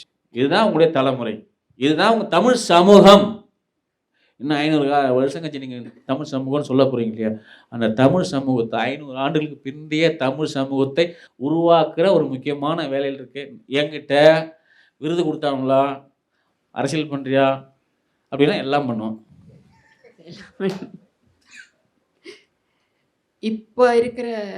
இப்போ ரீடர்ஷிப்பும் நீங்கள் ஆரம்பித்த போது இருந்த போதும் மாறி இருக்கா? இன்னும் கொஞ்சம் இன்ட்ரெஸ்ட் காமிக்கிறாங்களா சமூகம்? உங்களோட ரைட்டிங் எல்லாமே ரொம்ப சட்டில் சார். ஏன்னா எதுலேயுமே வந்து அதுக்கு அகெயின் என்ன சொல்கிறது, இன்னும் ஃபேஸ் கிடையாது, நம்ம இன்டர்பிரேட் பண்ணோம். ஒரு சிறு கதையில் கூட ஒரு 20 லேயர்ஸ் இருக்கும், நமக்காகவே பார்த்து புரிஞ்சால் சரி. நீங்கள் வந்து you don't make it easy for the reader. இது நான் எழுதுகிறேன், நீ புரிஞ்சுக்கோங்கிற மாதிரி நீங்கள் எழுதுறீங்க. அதே மாதிரி ஆல்தோ நீங்கள் பெண்களை ரொம்ப பற்றி பாராட்டின்னு சொல்ல மாட்டேன், ஆனால் அவங்கள வந்து மட்டம் தட்டாமல் எழுதுறீங்க. எந்த சோஷியல் ஸ்டேட்டஸில் இருந்தாலும் அவங்களுக்கு ஒரு திங்கிங் இருக்குது, அவங்களுக்கு ஒரு கெப்பாசிட்டி இருக்குங்கிறத ரொம்ப கொண்டு வரீங்க. But at the same time you don't attack men also. All men are பேடுன்னு சொல்கிறது இல்லை, ஒரு பேலன்ஸ் மெயின்டைன் பண்ணிட்டு இருக்கீங்க. அதுதான் உங்களோட இதுவா கருத்தா? இல்லை இப்போ நான் முதல்ல கேட்டதுல இந்த 2-3 கேள்வி கேட்டேன். ரீடர்ஷிப் எப்படி மாறி இருக்கு, எப்படி க்ரோ ஆயிருக்கு, எப்படி நீங்கள் இப்போ எப்படி நினைக்கிறீங்க? உங்கள் எழுத்தை நீங்கள் சொல்கிறீங்க எதுக்கும் மாற்ற போகிறதில்ல, இதுதான். ஆனால் நீங்கள் பார்த்துட்டுருப்பீங்களே இந்த இத்தனை ஆண்டுகளில் என்ன மாதிரி மாற்றம்? இப்போது பாப்புலர் மேகசின்ஸ் உங்களை எழுத சொல்கிறாங்களா, என்ன ஆகுது? எல்லாரும் பண்ணுறாங்க. சினிமாவில் நடிக்க கூட தான் கூப்பிட்றாங்க, சீரியல் நடிக்க கூட கூப்பிட்றாங்க, நான் போகிறதில்ல. லேட்டுக்கு இல்லை, இந்த பட்டிமன்றம் நகைச்சுவை மன்றம் கூட கூப்பிடுவாங்க. நீங்கள் எல்லாம் திடீர்னு என்ன பண்ணுவாங்க, நீங்கள் எங்கே இருக்கீங்க, ஒரு டிவி ஷோருக்கு வந்துட்டீங்களா, 1 மணி நேரத்துலன்னு கேட்பான். கார்லாம் அனுப்பிடுவோம்மா, வரமாட்டேன் அப்படின்ட்டு. நமக்கு ஒரு தேர்வு இருக்குது வாழ்க்கையில். நான் திரும்ப வந்து இது இப்போ நம்ம உட்காந்து இது ஒரு கதை, இது வெறும் கதை இல்லை, சொற்களால் கட்டமைக்கப்பட்ட ஒரு வாழ்க்கை. நிஜத்தில் வாழ்கிற நம்ம எல்லாருமே செத்துருவோம். ஆனால் சொற்களால் கட்டமைக்கப்பட்ட வாழ்க்கைக்கு வாழக்கூடிய மனிதர்கள் ஒருபோதும் சாவதில்லை. அது கண்ணகியாக இருக்கலாம், சீதையாக இருக்கலாம், அது வேறு எந்த கதாபாத்திரங்களாக இருக்கலாம். நிஜத்தில் வாழக்கூடிய நம்ம எல்லாருமே செத்துருவோம். ஆனால் கற்பனை சொற்களால் கட்டமைக்கப்பட்ட வடிவமைக்கப்பட்ட மனிதர்கள் இருக்காங்க இல்லையா, அவங்களுடைய வாழ்க்கை தான் நமக்கு எடுத்துக்காட்டான வாழ்க்கையாக இருக்குது. உதாரணமாக நீங்கள் திருப்பி செடல் பற்றி சொன்னதால செடலில் ஒரு வரி ஒரு பாட்டு உண்டு. செஞ்சி மலைதனிலே செல்லியம்மன் கோவிலம்மா, சீமான் புறப்பான்னு சிவ பூஜை செய்தனம்மா, சீமான் புறக்கிளியே இந்த சீதை பிறந்தாலம்மா, சீதைப்பட்ட துன்பமெல்லாம் இந்த சிரிக்கப்பட போகிறாளம்மா அப்படின்னு. இது 97 ஏறுது. இப்போ இந்த பாட்டில் வந்து ஒன்று இருக்குது, சீதைக்கும் சிறலுக்கும் எந்த சம்மந்தமும் கிடையாது. சீதைன்னு ஒரு கேரக்டருக்குங்கிறது அவனுக்கு தெரியாது. ஆனால் இந்த தமிழ் சமூக வாழ்க்கையில் அல்ல இந்திய சமூக வாழ்க்கையில் சீதை என்னவா மாறப்பட்டிருக்கு. நான் சீதையை ஏற்றுக்கிறேன்னா ராமனை ஏற்றுக்கிறாங்கிறது வேறு விஷயம். ஆனால் உங்களுடைய கல்ச்சருங்கிறது எப்படியா மாறி இருக்கு. சீதையோட ஒரு சிறுமியை ஒப்பிடக்கூடிய ஒரு பாட்டு எப்படி வருதுங்க அந்த பாட்டிலே தெரியும். நான் எத்தனை வருஷம் கழிச்சு எழுதுறேன், 97. நான் சாமி பக்தி இல்லாதவன், அதான் நான் சாமி பாட்டு எழுதுறேன். ஏன்னா என் கேரக்டருக்கு தேவைப்படுது, எனக்கு தான் தேவைப்படல. எனக்கு சாமி வேணாம், ஆனால் என் கேரக்டருக்கு சாமி தேவைப்படுது. புரியுங்களா? இங்கே வந்து திரும்பவும் நான் வந்து ஒரு பொய்யாவோட நம்பலாம். நான் நினைக்கிறேன் இன்னும் ஒரு 500 ஆண்டுகளுக்கு பின்னாடி 300 ஆண்டுகளுக்கு பின்னாடியான ஒரு மொழியே கட்டமைக்கக்கூடிய ஒரு வேலையில் நான் வேலை செய்கிறேன் அப்படின்னு நான் நினைக்கிறேன். நான் உருவாக்கக்கூடிய ஒரு வார்த்தை கூட சாகக்கூடாதுன்னு நான் நினைக்கிறேன். ஒரு வார்த்தை செத்து போனால் நான் எழுதவே வேண்டியதில்லைன்னு நான் நினைக்கிறேன். செத்து போகக்கூடிய எழுத்துக்களை எழுதுகிறேன், எழுத்தாளர் இல்லைன்னு நான் நம்புகிறேன். புரியுதா? செத்து போகிறதுக்கு எதுக்கு நான் எதுக்கு? எனக்கு பரிசுகள் கொடுக்கப்பட்டிருக்கு, கௌரவங்கள் அளிக்கப்பட்டிருக்கு. உரிய அளவுக்கு மற்ற எழுத்தாளரோடு ஒப்பிடும்போது எனக்கு உண்மையிலே நல்ல கௌரவமான அங்கீகாரம் தான் கிடைச்சிருக்கு. உலகளாவே அங்கீகாரம் கிடைக்கல நான் கவலைப்பட மாட்டேன். அப்படி ஒரு அங்கீகாரமும் கிடையாது. இப்போ நீங்கள் சுஷீலா அம்மா உண்மையிலே செடலை பற்றி திருப்பி பேசுகிறீங்களா? இதுதான் சிறந்த அங்கீகாரம். மேடையில் பேசுறதா ஒருத்தன் பேசுவான், ஏதோ பேசிட்டு போவான். விருது கொடுக்குறவன் பூரா அந்த நாவலை பிடிச்ச விருது கொடுத்துட்ருக்கான். இல்லை விருது கொடுக்குறவன் பூரா படித்து தான் பேசுகிறான். இது சாகித்ய அகாடமி கொடுக்கும்போது என் பேரை தப்பாக பிடிக்கிறது. என்ன பண்ண சொல்கிறீங்க? இப்போ தமிழ்நாடு அரசு, இந்திய அரசாங்கம் இதை தனியார் நிறுவனங்கள் கொடுக்குறாங்க. ஒன்றும் இல்லை, ஏதோ அவங்க பெருந்தன்மையை காட்டிக்கிறதுக்கு அல்லது வந்து இன்கம் டேக்ஸ் பிரச்சனையை காட்டிக்கிறதுக்கு எனக்கு 1 லட்சம் போடுறான். இவ்வளோதான். அது எல்லோரும் படித்தா பண்ணுறான். ஏதாவது ஒன்று மூளைக்கு ஒருத்தர் உட்காந்துருப்பான், 100 ரூபா புக் வாங்கி படிச்சுட்டு உட்காந்துருக்குவேன். அவன் தான் முக்கியம். அந்த 1 லட்சம் முக்கியம் இல்லை, அது பொண்டாட்டி சமாதானம் பண்ணுறது அந்த 1 லட்சம் முக்கியம்தான். அது இல்லைன்னு சொல்ல முடியாது. இங்கே வந்து இந்த பரிசுகள் ஒரு பகுதி வேணும், ஆனால் பரிசுகள் முக்கியம் இல்லை, வார்த்தைகள் முக்கியம். வார்த்தைகளால் கட்டமைக்கப்படுகிற வாழ்க்கை, வார்த்தைகளால் கட்டமைக்கப்பட்ட சமூகம். நான் வார்த்தைகளை கட்டமைக்க விரும்புகிறேன். வார்த்தைகளாக ஒரு சமூகத்தை, ஒரு வாழ்க்கையை, ஒரு நிலவியலை, ஒரு பண்பாட்டை நான் உருவாக்குறேன். இல்லை எந்த சமரசமும் கிடையாது. இந்த அரசியல் செத்துப்படுமா? இன்றைக்கி இருக்கிற அரசியல் ஏன் அரசியல் பேசல? இன்றைய அரசியல் சாவும்.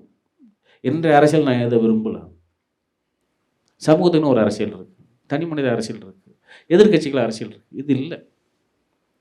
இங்கே வந்து அரசியல் கட்சிகள் எப்படி ஒரு தனி மனித வாழ்க்கையில் வந்து துன்புறுத்தலாம் மாறுது அப்படிங்கிறது தான். அரசியல் அதிகாரம் என்பது எப்படி உங்களுடைய தனி அந்தரங்கத்தை வந்து தொந்தரவு பண்ணுது. இப்போ டிவிலெலாம் தப்பாக நீங்கள் நேரம் எடுக்கணும்னா டிவியில் எல்லாம் போடுவான், அறம் பற்றி பேசுவான். அதை சொல்வதெல்லாம் உண்மைன்னு 4 பொம்பளை கூப்பிட்டு வச்சு பேசுவான். இது எது அந்த அறத்தில் வருது எனக்கு தெரியாது, நான் அதுக்குள்ளே போகல. இதுக்கெல்லாம் எதிரானவன் எழுத்தாளன்.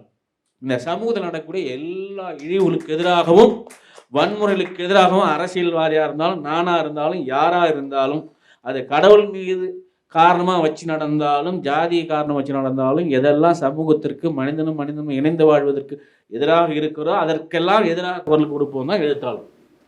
அந்த எழுத்து தான் நான் உருவாக்குறேன். ஸோ அது நீங்கள் விருது கொடுங்க, கொடுக்காம போங்க, அதை பற்றிலாம் கவலை கிடையாது. புரியுதுங்களா? கொடுத்தா சந்தோஷம், கொடுக்கலையா அதோட சந்தோஷம். மீட்டிங் போடுறீங்களா, ரொம்ப சந்தோஷம். மீட்டிங் போடலையா இன்னும் ரொம்ப ரொம்ப சந்தோஷம்னு போயிடுவாங்க. பிரபா ஒரு கேள்வி. டைம் ஆயிட்டா? டைம் ஆயிட்டு. லாஸ்ட் 2 பேரையும் ஒரு லாஸ்ட் கொஸ்டின். இப்போ சாரோட ரைட்டிங் மாதிரி ஒரு லேயர்ட் ரைட்டிங். ஏன்னா இட்ஸ் நாட் ஒரு சென்டென்ஸ் படித்தோம் அதை ட்ரான்ஸ்லேட் பண்ணோன்ட்டு இல்லை. அவரோட நிஜமாகவே அவ்வளோ முழுக்க படிக்காட்டாலும் படிச்சிருக்கேன் நான். அது எல்லாருமே நமக்கு ஒரு திங்கிங் பர்சன்ஸ் தான் அதை படித்து அவர் என்ன சொல்கிறாருங்கிறத புரிஞ்சுக்க முடியுது. So how to you translate something like that? That's very difficult. வெறும்ன எழுத்துக்கள்னு பார்த்தாக்கா ஒரு பக்கம் தமிழை ஈஸியாக இங்கிலீஷில் மாற்றிடலாம். பட் அவரோட எழுத்து அதை பண்ணும்போது சில சமயத்தில் எனக்கு அந்த ஒரு பேஜ் பண்ணப்புறமே என்னால் முடியாது. அதோட கனம் அதோட எல்லாம் அது இட் அஃபெக்ட்ஸ் மீ. ஸோ மேலே பண்ணேன்னா அது சரியாக வராதுன்னு தெரியும். ஸோ நிறுத்திடுவேன். என்ன பிகாஸ் ஒரு தடவை நான் எந்த கதை ஞாபகம் இல்லை, கடைசி இந்த மயானம் கதையோ என்னவோ, மயானத்தில் பயகதை ஏதோ நான் கஷ்டப்பட்டேன் அப்படின்னு. அப்போ அவர் கேட்டார், நான் கஷ்டப்பட்ட மாதிரியே அம்மா அப்படின்னு கேட்டார். பட் நானும் அதே ஜேர்னி தானே போகிறேன், வேற மொழியில். பட் ஸோ அந்த சிரமம் அந்த வருத்தம் எல்லாம் நானும் படுவேன். அதனால் சில சமயத்தில் என்னால் I also suffer with those characters. கடைசி கேள்வி, நான் உங்களை ஒரு ஹியூமனிஸ்ட், மனித நேயத்தில் பற்று இருக்கிறவர்னு டிஸ்கிரைப் பண்ண முடியுமா?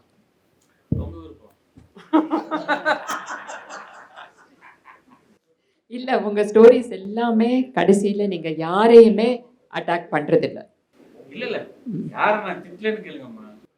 இல்லை, நீங்கள் திட்டுறதில்லை. நீங்கள் திட்டினது கூட ரொம்ப சட்டிலாக ரொம்ப லேடாக தான் திட்டிருக்கீங்க. இப்படி தடால்னு போய் திட்டினதில்லை. இந்த மாதிரி இந்த பண்ணா இவன் கெட்டவன்லாம் சொல்லதில்லை. நம்மளே புரிஞ்சுக்கணும் இவன் கெட்டவன். இன்னும் அவனை தீர்ப்பு எழுதுறதில்லை என்னுடைய வேலை. காட்சிப்படுத்துறது மட்டும்தான் என் வேலை. கரெக்ட். இங்கே பெரும்பான்மையான ரைட்டர்ஸ் தீர்ப்பு எழுதுறாங்க. அதாவது மாஸ்டரேட்டோடைய வேலையை இவங்க எடுத்துக்கிறாங்க. நான் அதை பண்ணுறதில்லை. நான் பிரபா அம்மாக்கிட்ட அவங்க சம்மந்தமாக ஒரு வார்த்தை சொல்லணும்.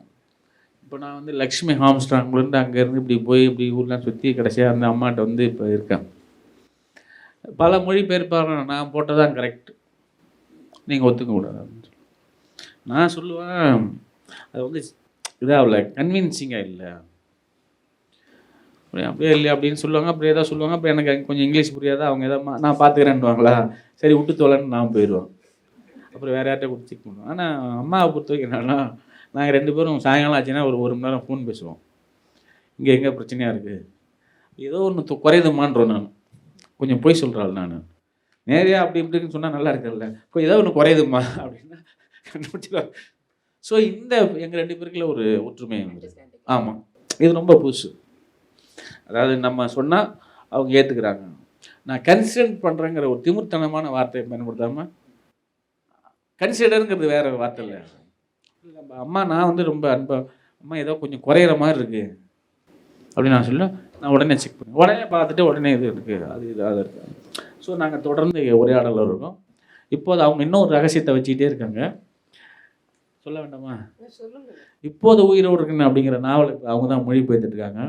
இப்போ தினம் அவங்களோட ஒரு 2 மணி நேரம் நான் கூப்பிட மறந்தாலும் அவங்க கூப்பிட்ருவாங்க, அவங்க கூப்பிட மறந்தாலும் நான் கூப்பிட்ருவேன். இன்றைக்கி என்ன வேலை பண்ணீங்க அப்படின்னு நாங்கள் கேட்டுருவோம்.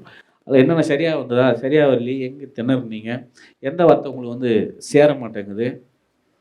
நான் ஒவ்வொரு வார்த்தையும் திருப்பி யாராலுமே எழுதக்கூடாது அந்த வார்த்தை அப்படின்றது ஒரு பெரிய கனவோட எழுதுறேன். நானே ஆசைப்பட்டாலும் திருப்பி அந்த வார்த்தையை மாற்றக்கூடாதுன்ற ஒரு 20 வருஷம் கழிச்சு நானே தப்பாக இப்படி ஒரு வார்த்தையை போட்டு நானே நினைக்கக்கூடாது அப்படின்னு நான் நினைக்கிறேன். அப்படி நினச்சிருக்கேன். இப்போ அப்படிதான் எழுதுறேன். இன்னும் ஒரு 10 ஆண்டுகள் 20 ஆண்டு கழிச்சு இப்படி தப்பாக ஏற்ற நான் நினைக்கக்கூடாது. அப்படி நினச்சா நான் செத்து போயிடணும். Thank you. As we are running out of time, we can go on for 1 more hour. But anyway, thank you very much for a most interesting discussion. Thank you.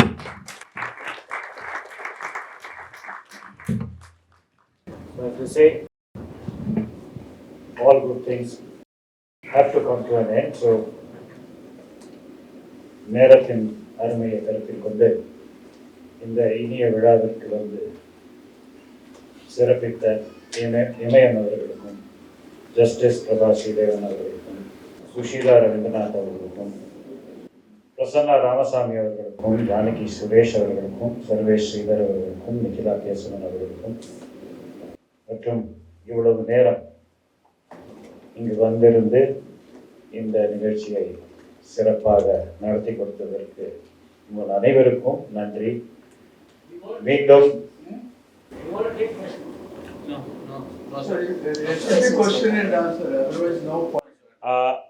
our guests will be available.